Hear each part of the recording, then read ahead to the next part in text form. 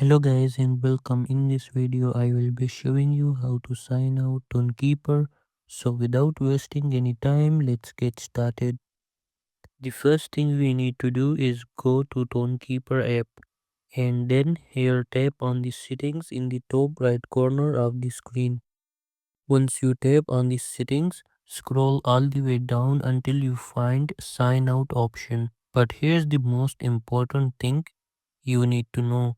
Once you tap on sign out, a menu will appear saying if you have a backup the wallet. If you don't have the backup, then simply tap on backup because this is the only way to sign in to your wallet. Then type your passcode and make sure to save your seed phrase because that is the only way to log in into your wallet.